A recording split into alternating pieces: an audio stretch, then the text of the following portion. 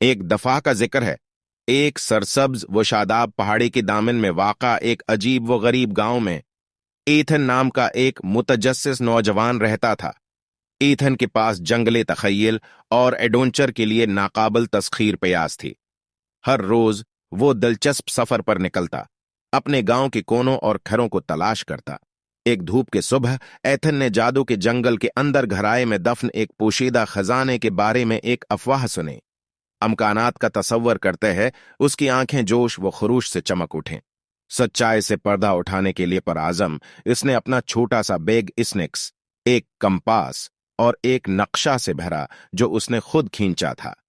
जैसे है एथन ने सोफियाना जंगल में कदम रखा, इसने बुलंद उबाला दरख्तों पर हैरत का अजहार किया।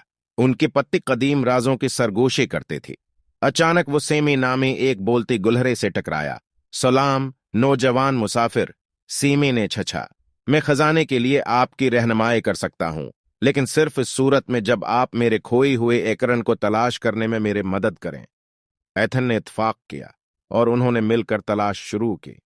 वो बलबली नदियों के ऊपर से लंगर अंदाज हुए, काय वाले छोटानों पर चढ़े और कम लटके हुए शाखों के नीचे झक गए। थोड़ी देर के बाद उन्होंने मुतहर्रिक जंगले फूलों के बस्तर के दरमियान वाक़ा एकरन दरियाफत किया। एकरन की बहफाजत वापस आने के बाद सेमे एथन को एक साफ करने की तरफ ले गया, जहां एक शानदार बलूत का दरख्त ऊंचा खड़ा था। उसकी शाखें हुआ के झोंके में झूम रही थीं, जिससे तने में खिदी हुई एक पोशीदा दरवाजा जाहिर हो रहा था। खजाना अंदर इंतजार कर रहा था। जैसे ही एथन ने दरवाजा खोला, वो खौफ से हाँप गया। कमरा सोने और चांदी से जगमगा रहा था, जवाहरात से भरा हुआ था और हर किस्म के खजाने थे। लेकिन दौलत के दरमियान एथन को एक कदीम किताब नजर आई। हैरत ज़दा होकर उसने उसे खोला और दरियाफत किया कि उसमें भी उसकी अपनी तरह की अफसानवे महम जुए की कहानियां हैं। ये समझते हुए कि हकीकी खजाना दरियाफत की खुशी और तखय्युल का सनसने है, एथन ने सेमे का शुक्रिया अदा किया और जादू की जंगल को अलविदा किया। वो घर वापस आया, अपनी कहानी बताने और दूसरों को अपनी हैरत अंगीज कहानियों से मुतासिर करने के लिए बेचैन था। इस दिन से आगे एथन गांव के खाने सनाने वाले के तौर पर जाना जाने लगा।